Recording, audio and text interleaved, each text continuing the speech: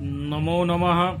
अहमस्मि डॉक्टर रामकुमार झा, अंशकालिक सहायक प्राचार्य, ज्योतिष विभाग, पूर्णिमाराम प्रताप संस्कृत महाविद्यालय, बैगिनी, दरभंगा। इदानीं मया अव्यक्तादि गुणने करणसूत्रं विवेच्यते। स्याद्रूपवर्णाभिहतौ तु वर्णो द्वित्यादिकानां समजातिकानां वधेतु तद्वर्गघनादयः स्युस्तद्भावितं चासमजातिघाते भागादिकं रूपवदे विशेषं व्यक्ते यदुक्तं गणिते तदत्र।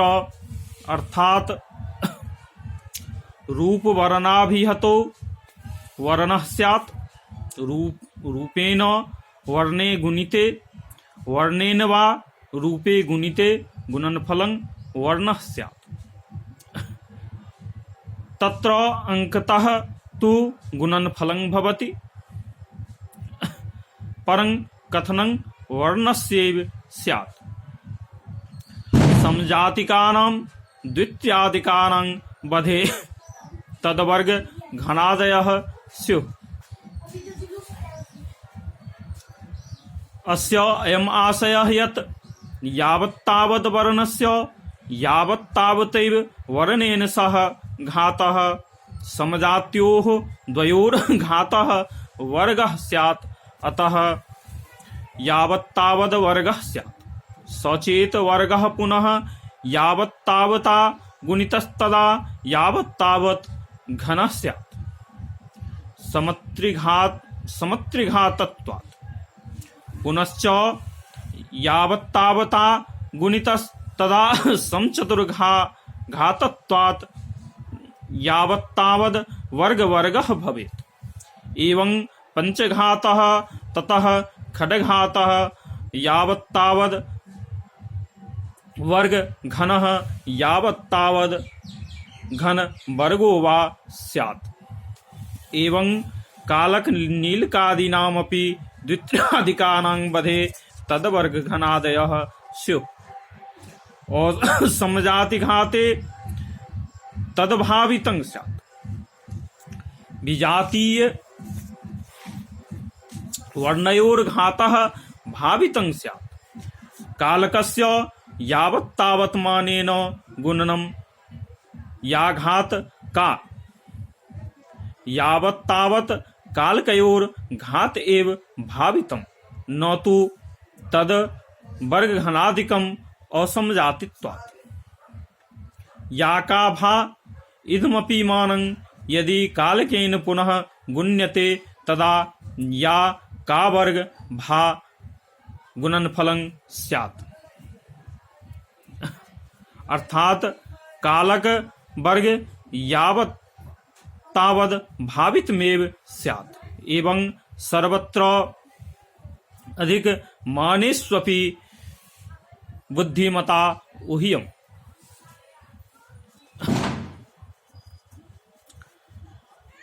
शेषम् अत्र शेषं भागादिकं वर्ग मूल घन मूलादिकं यद् व्यक्तगणिते कथितं तदत्रापि रूपवदेव ज्ञेयम् इति। अस्य अयम् आशयो यत् भाज्याद्धरः शुध्यति यत् इति नियमेन भजन फलम् अत्रापि साध्यम्। समद्विघातः इति नियमेन वर्गोत्रापि साध्यः। एवं घनादिकम् अपि तथैव। अर्थात रूप और वर्ण के घात से गुणनफल वर्ण ही होता है। अर्थात रूप से वर्ण को गुणने से अथवा वर्ण को रूप से गुणने से गुणनफल वर्णात्मक ही होता है।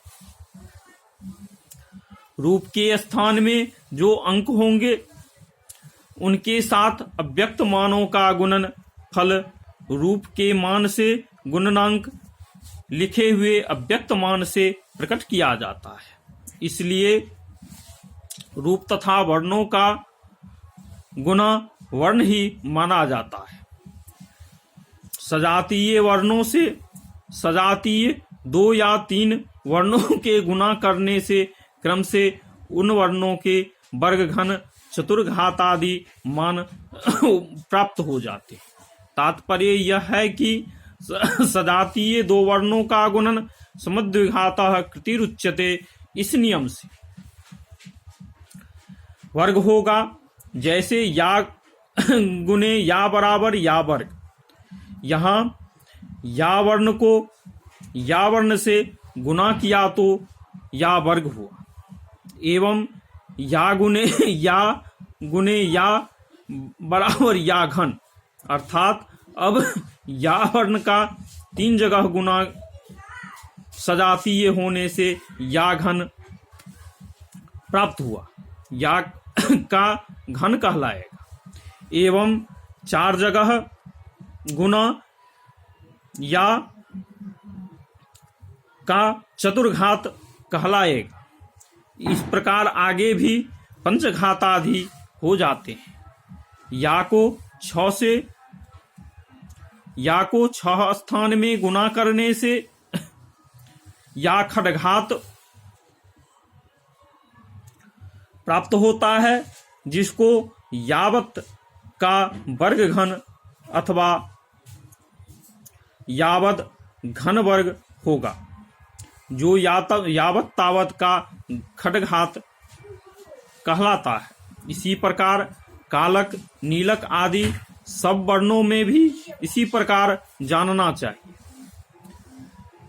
इसलिए द्वितीयादिकानां समजातिकानां बधेतु तदवर्ग घनादय स्युः, ऐसा आचार्य ने कहा है। विजातीय वर्णों के घात में उनका भावित होता है। जैसे यावत तथा कालक 2 विजातीय वर्ण है, इनका गुणन या का भावित यही स्वरूप होता है।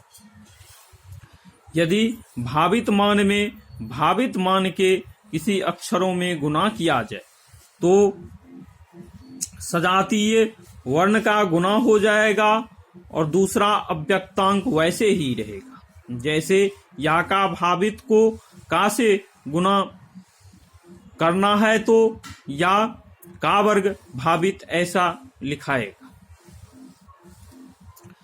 यहाँ या यह अव्यक्तांक ज्यों का त्यों रहेगा, कालक का वर्ग हो जाएगा। उसका स्वरूप इस प्रकार सब जगह जानना चाहिए। इसलिए असमजाति घाते तदभावित मेव स्यात्, ऐसा आचार्य ने कहा है। यह गुना का प्रकार हुआ। भागहार विधि में भागहार, वर्ग, वर्गमूल, घन, घनमूल, ये सब बीजगणित में पाटीगणित की तरह से ही होते हैं। उसी प्रकार पाटीगणित की तरह ही समझना चाहिए, अर्थात क्रिया का विधान पाटीगणित की तरह से ही होता है। इत्यलमिति सम।